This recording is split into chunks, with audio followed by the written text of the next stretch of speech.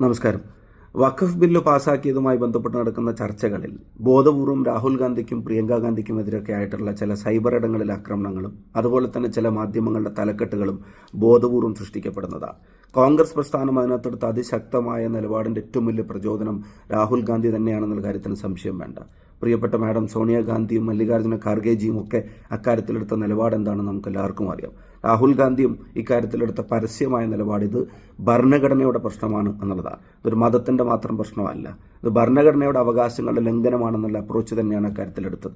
India മുന്നണിയുടെ യോഗം വിളിച്ച് അതിശക്തമായ ഇക്കാര്യത്തിൽ എടുക്കേണ്ട നിലപാടിനെ സംബന്ധിച്ച് ധാരണയുണ്ടാക്കിയത്, അതുപോലെ തന്നെ വഖഫ് ബില്ല് ചർച്ച ചെയ്യുന്ന ദിവസം രാവിലെ 9:30 മണിക്ക് മുഴുവൻ കോൺഗ്രസ് എംപിമാരുടെയും യോഗം വിളിച്ച് സംസാരിക്കാൻ അവസരം ലഭിച്ച ആളുകൾ അതിശക്തമായി ഈ ഭരണഘടനാ അവകാശ ലംഘനങ്ങൾക്കെതിരെ നിലപാടെടുക്കണമെന്നുള്ള നിർദ്ദേശം നൽകിയത്, അതിനുശേഷം അമെൻമെന്റുകൾ ഉൾപ്പെടെയുള്ള കാര്യത്തിൽ ഒരു ചെറിയ ബോഡി ഇന്ത്യ മുന്നണിയിലെ തെരഞ്ഞെടുക്കപ്പെട്ട നേതാക്കന്മാർ KC വേണുഗോപാലിന് കൊടുത്ത നിർദ്ദേശപ്രകാരം അവിടെ യോഗം ചെയ്ത് ഏതൊക്കെ വിഷയത്തിൽ അതിശക്തമായ നിലപാടെടുക്കണം എന്നുള്ള ചർച്ച ചെയ്തത്, അവസരം ലഭിച്ചവർ ഓരോരുത്തരും എടുത്ത നിലപാടിന്റെ പിന്നിലൊക്കെ രാഹുൽ ഗാന്ധിയുടെ നേരിട്ടുള്ള ഇടപെടലുകളുണ്ടായിരുന്നു. ബില്ല് കൺസിഡറേഷന് വേണ്ടി കൊണ്ടുവരുമ്പോഴും വോട്ടെടുപ്പിന്റെ സമയത്തും ആഭ്യന്തരമന്ത്രി സഭയിൽ പ്രസംഗിക്കുന്ന സമയത്തും ഒക്കെ രാഹുൽ ഗാന്ധി നേരിട്ട് അവിടെ സഭയിൽ ഹാജരായതുമാണ്. അപ്പോൾ സംസാരിക്കേണ്ടത് ആരാണെന്ന് പാർട്ടി തീരുമാനിച്ച് സംസാരിക്കുന്നവർ രാഹുൽ ഗാന്ധിയുടെയും കോൺഗ്രസിന്റെയും സംസാരിച്ചവരുടെയും അവിടെയുള്ള മുഴുവൻ കോൺഗ്രസ് അംഗങ്ങളുടെയും നിലപാട് തന്നെയാണ് അവർ പ്രസംഗിച്ചതെന്ന് നിങ്ങൾക്ക് എല്ലാവർക്കും അറിയാം. പ്രിയങ്ക ഗാന്ധിയുമായി ബന്ധപ്പെട്ട് നിങ്ങൾക്കറിയാം, ബിസിനസ് അഡ്വൈസറി കമ്മിറ്റി യോഗങ്ങൾ നിരവധി ഈ സെഷനുമായിട്ട് ബന്ധപ്പെട്ടും നടന്നിട്ടുണ്ട്. ആ സെഷനിലൊന്നും ഈ ബില്ല് കൊണ്ടുവരുന്നതിന്റെ ഡേറ്റിനെ സംബന്ധിച്ച് ഗവൺമെന്റ് ഒരു വ്യക്തതയും വരുത്തിയിട്ടില്ല. അജണ്ട തന്നെ മുന്നോട്ട് വെക്കുന്നില്ല. കഴിഞ്ഞ പാർലമെന്റ് സമ്മേളനത്തിലും ഇത് വരും എന്നുള്ള പ്രതീതി മാത്രമായിരുന്നു. അവസാനം സഭ തീരാൻ 2 ദിവസം മാത്രം ബാക്കി നിൽക്കെ ഉച്ചക്ക് 1-ാം തീയതി ഉച്ചക്ക് അഡ്വൈസറി കമ്മിറ്റി യോഗം വിളിച്ചിട്ട് നാളെ ബില്ല് കൊണ്ടുവരികയാണ്, നാളെ 12:15 ബില്ല് കൺസിഡറേഷന് കൊണ്ടുവരികയാണെന്നുള്ളതാണ് ഇവർ അറിയിച്ചത്. അപ്പം പ്രിയങ്ക ഗാന്ധിക്ക് കുടുംബത്തിലെ ഒരു വളരെ അടുത്തൊരു വ്യക്തിയുടെ ആരോഗ്യ പ്രശ്നവുമായിട്ട് ബന്ധപ്പെട്ട് നേരത്തെ നിശ്ചയിച്ചൊരു യാത്ര നടത്തേണ്ടി വരുന്ന സാഹചര്യം, അത് ഒഴിവാക്കാൻ കഴിയാത്ത ഗുരുതരാവസ്ഥയിൽ അവരായിരുന്നത് കൊണ്ടാണ് അവർക്ക് അവിടെ പോകേണ്ടി വന്നത്. എന്നാൽ നേരത്തെ കൂടിയ BACയുടെ പ്രകാരം ഈ ബില്ല് ഈ സമയം വരുമെന്നുള്ള അറിയിപ്പ് കിട്ടുകയാണെങ്കിൽ അതനുസരിച്ച് നിലപാടെടുക്കാൻ പറ്റുമായിരുന്നു. ഇപ്പോൾ പ്രിയങ്ക ഗാന്ധിയുടെ ഉൾപ്പെടെ നിലപാട് തന്നെയാണ് അവിടെ സംസാരിച്ച കോൺഗ്രസ് അംഗങ്ങൾ നടത്തിയത്. അപ്പം അതൊക്കെ അറിഞ്ഞിട്ടും ഇത്ര ശക്തമായിട്ട് ഈ സമയത്ത് BJPക്കെതിരായി സംഘപരിവാറിന്റെ അജണ്ടക്കെതിരായിട്ട് കോൺഗ്രസ് നിലപാടെടുക്കുമ്പോൾ അതിൽ പിന്നെയും കുറ്റവും കുറവും കണ്ടെത്താൻ ശ്രമിക്കുന്നവർ എന്ത് ആൾട്ടർനേറ്റീവിന് വേണ്ടിയാണ് ശ്രമിക്കുന്നത്? 21 കേസാണ് രാഹുൽ ഗാന്ധിക്കെതിരെ ഈ രാജ്യത്തുടനീളമുള്ള കോടതികൾ രജിസ്റ്റർ ചെയ്യപ്പെട്ടിരിക്കുന്നത്, സംഘപരിവാറിനെതിരെ സംസാരിച്ചതിന്റെ പേരിൽ മാത്രം. പാർലമെന്റിനകത്ത് പോലും പ്രതിപക്ഷ നേതാവിനെ നിശബ്ദനാക്കാനുള്ള ശ്രമം നടത്തുക, സ്പീക്കർ തന്നെ നേരിട്ട് വന്ന് അദ്ദേഹത്തെ മെൻഷൻ ചെയ്ത് നടത്തിയ കമന്റിന് മറുപടി പറയാൻ സാധാരണ ഒരു പരാമർശം വന്ന ഏത് അംഗത്തിനും അവനവന്റെ ഭാഗം പറയാൻ അവസരം ലഭിക്കുമെന്നിരിക്കെ LOPക്ക് അത് കൊടുക്കാതിരിക്കാൻ വേണ്ടി സഭ അഡ്ജേൺ ചെയ്യുന്നു എന്ന് പറഞ്ഞ് കസേരയിൽ നിന്ന് എഴുന്നേറ്റ് പോകുന്ന സ്പീക്കർ വരെ നമ്മൾ കാണുന്നുണ്ട്.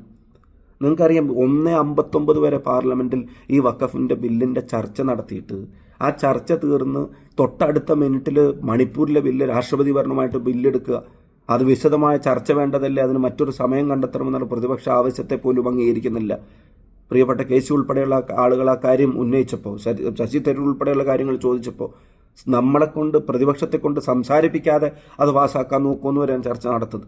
ഇത്രയും ആളുകളുടെ ജീവൻ എടുക്കപ്പെട്ടിട്ട്, ഇത്രയും ക്രൈസ്തവ ആരാധനാലയങ്ങൾ ഉൾപ്പെടെ തകർക്കപ്പെട്ടിട്ട്, ആളുകളെ ഇത്ര ക്രൂരമായി വേട്ടയാടിയിട്ട് ഒരു തവണ പോലും രാജ്യത്തിന്റെ പ്രധാനമന്ത്രി ഒന്ന് തിരിഞ്ഞു നോക്കാത്ത സ്ഥലത്ത് നടന്ന സംഭവവികാസങ്ങൾ ഇന്ത്യൻ പാർലമെന്റ് വിശദമായി സമയമെടുത്ത് ചർച്ച ചെയ്യണമെന്നുള്ള പ്രതിപക്ഷ ആവശ്യം പോലും നിരാകരിക്കപ്പെടുകയായിരുന്നു. അപ്പോൾ ഇത് കൃത്യമായിട്ടുള്ള നിലപാട് കോൺഗ്രസ് പ്രസ്ഥാനം എടുത്തിട്ടുണ്ട്. ഇത് മതത്തിന്റെ മാത്രം പ്രശ്നമല്ല, ഇത് ഭരണഘടനയുടെ മൗലിക അവകാശങ്ങളുടെ ലംഘനമാണെന്നുള്ള നിലപാട് തന്നെ എടുത്തിട്ടുണ്ട്. അതൊപ്പം തന്നെ ഒരു കാര്യം കൂടെ പറയാനുള്ളത്, മുനമ്പം ഇഷ്യൂവുമായിട്ട് ബന്ധപ്പെട്ട് ഏത് ഘട്ടത്തിലാണ് ആ വിഷയത്തെ പരിഹരിക്കണമെന്നുള്ള നടപടികൾക്ക് കോൺഗ്രസ് പിന്തുണ പ്രഖ്യാപിക്കാത്തത്? കേരളത്തിലെ മുസ്ലിം ലീഗ് ഉൾപ്പെടെയുള്ള UDF പിന്തുണ പ്രഖ്യാപിക്കാത്തത്? പാർലമെന്റിൽ സംസാരിച്ച ഹൈബി ഈഡനും KC വേണുഗോപാൽ ഉൾപ്പെടെയുള്ള അംഗങ്ങൾ, ഗൗരവ് ഗൊഗോയ് ഉൾപ്പെടെയുള്ള അംഗങ്ങൾ ഈ വിഷയം പരിഹരിക്കപ്പെടണമെന്നുള്ള ആത്മാർത്ഥമായിട്ടുള്ള ആവശ്യം മുന്നോട്ട് വെച്ചത്, പ്രാക്ടിക്കലായി റെട്രോസ്പെക്റ്റീവ് എഫക്റ്റ് വരെയുള്ള കാര്യങ്ങൾക്ക് വ്യക്തത വരുത്തി അവരുടെ റവന്യൂ റൈറ്റ്സ് തിരികെ കൊടുക്കണമെന്ന് ശക്തമായിട്ട് ആവശ്യപ്പെട്ടത്, അതൊക്കെ കോൺഗ്രസ് ഈ ഭരണഘടനാ ലംഘനം നടക്കുന്ന സമയത്തും മുൻപത്തെ ജനങ്ങൾക്ക് വേണ്ടിയുള്ള നിലപാടെടുക്കുന്ന കാര്യത്തിലും കോൺഗ്രസ് ഒരു ഇഞ്ച് പോലും പുറകോട്ട് പോയിട്ടില്ല എന്നുള്ളതാണ്. അപ്പം ഇവിടെ 14,000 കിലോമീറ്റർ ഇന്ത്യയുടെ തെരുവിൽ നടന്നപ്പം അത് രാജ്യത്തെ ജനങ്ങളെ വിഭാഗീയമായി കാണാനുള്ള സംഘപരിവാർ അജണ്ടയുടെ ഭാഗമായിട്ട് ഭാരത് ജോഡോ എന്ന് പറഞ്ഞ് ചേർത്ത് പിടിച്ച് നടന്ന ഒരു രാഷ്ട്രീയ നേതാവിൻ്റെ ക്രെഡിബിലിറ്റിയെ ഈ പറയുന്ന സൈബർ ആക്രമണങ്ങൾക്കൊന്നും തൊടാൻ പോലും കഴിയില്ല എന്ന് നിങ്ങൾക്കറിയാം. ബോധപൂർവമായി സൃഷ്ടിക്കപ്പെടുന്ന ചില തലക്കെട്ടുകൾക്ക് അതിൽ ഒന്നും ചെയ്യാൻ കഴിയില്ല എന്നുള്ള അറിഞ്ഞുകൊണ്ട് തന്നെയാണ് ഈ വൃഥാശ്രമം അവർ നടത്തുന്നത്. 288 ഭരണപക്ഷാംഗങ്ങൾക്കെതിരെ 232 പ്രതിപക്ഷാംഗങ്ങളെ അണിനിരത്താൻ രാഹുൽ ഗാന്ധിയുടെ നേതൃത്വത്തിൽ ഇന്ത്യ മുന്നണിക്ക് സാധിച്ചിട്ടുണ്ട്, പ്രതിപക്ഷ പ്രസ്ഥാനങ്ങൾക്ക് സാധിച്ചിട്ടുണ്ട്. ബാക്കി വരുന്ന 56-28 പേർ ഈ ബില്ലിൻ്റെ അജണ്ടകളെ സംബന്ധിച്ചുള്ള യഥാർത്ഥമായിട്ടുള്ള ഒരു ബോധ്യത്തോടു കൂടി ഒരു തീരുമാനം മറിച്ചെടുത്തിരുന്നെങ്കിൽ നിങ്ങൾക്കറിയാം സാഹചര്യം എന്താവുമായിരുന്നു എന്നുള്ളത്. അപ്പോൾ അതുകൊണ്ട് കോൺഗ്രസ് ഇക്കാര്യത്തിൽ ഭരണഘടനാവകാശങ്ങളെ സംരക്ഷിക്കുന്ന കാര്യത്തിൽ, രാജ്യത്തെ മൈനോറിറ്റിയെ സംരക്ഷിക്കുന്ന കാര്യത്തിൽ ഇന്ന് മുസ്ലിം വഖഫ് ബോർഡുമായിട്ട് ബന്ധപ്പെട്ട അതിൻ്റെ അഡ്മിനിസ്ട്രേഷനുമായിട്ട് ബന്ധപ്പെട്ട കാര്യങ്ങളിലേക്ക് കടന്നു. അവിടെ KC ഉൾപ്പെടെയുള്ള ആളുകൾ ചോദിക്കുന്നുണ്ട്, 35 തവണ ശബരിമലയിൽ പോയി എല്ലാ മാസവും 1-ാം തീയതി ഗുരുവായൂരിൽ പോകുന്ന ഞാൻ ഉൾപ്പെടെയുള്ള ആളുകൾ ചോദിക്കുന്നു എന്ന് പറഞ്ഞിട്ടാണ് KC പറഞ്ഞത്. അവിടെ പറഞ്ഞു വെച്ച കാര്യം അദ്ദേഹം സൂചിപ്പിച്ചത് മറ്റേതെങ്കിലും മതസ്ഥാപനങ്ങളുടെ ഭരണവുമായി അഡ്മിനിസ്ട്രേഷനുമായിട്ട് ബന്ധപ്പെട്ട് ഇതര മതങ്ങളെ അതിനകത്ത് ഉൾക്കൊള്ളിക്കണമെന്നുള്ള നിയമം പാസ്സാക്കാൻ ഈ ഗവൺമെൻറ് തയ്യാറാവുമോ? ഇവിടെ മാത്രം എന്തുകൊണ്ട് വിവേചനം എന്ന പ്രസക്തമായിട്ടുള്ള ചോദ്യം ചോദിക്കുന്നത്. അതുകൊണ്ടാണിത് ഭരണഘടനയുടെ ലംഘനമാണ് എന്നുള്ള വാദം മുന്നോട്ട് വച്ചത്. എന്താണെങ്കിലും രാജ്യത്തെ ജനാധിപത്യ മതേതര മൂല്യങ്ങളെ, ഭരണഘടന നൽകുന്ന അവകാശങ്ങളെ സംരക്ഷിക്കുന്ന കാര്യത്തിൽ കോൺഗ്രസ് അതിശക്തമായിട്ടുള്ള നിലപാടുമായി സമൂഹത്തിനൊപ്പം ഉണ്ടായിരിക്കും. ജനാധിപത്യത്തെ വിലമതിക്കുന്നവരോട് നടത്തുന്ന ഫൈറ്റല്ല, അതിന് കഴിയാവുന്ന എല്ലാ അവസരങ്ങളിലും ഇല്ലാതാക്കാൻ ശ്രമിക്കുന്നവരോട് പാർലമെന്റിനകത്തും പുറത്തും നടക്കുന്ന എല്ലാ പോരാട്ടങ്ങളുടെയും അതിശക്തമായിട്ടുള്ള മുഖമായി രാഹുൽ ഗാന്ധിയും സോണിയാഗാന്ധിയും കോൺഗ്രസും ഖാർഗെജിയും എല്ലാവരും മുന്നോട്ടുണ്ടായിരിക്കും. ഇന്ത്യ മുന്നണി മുന്നോട്ടുണ്ടായിരിക്കും എന്ന് മാത്രം പറയാൻ ആഗ്രഹിക്കുന്നു.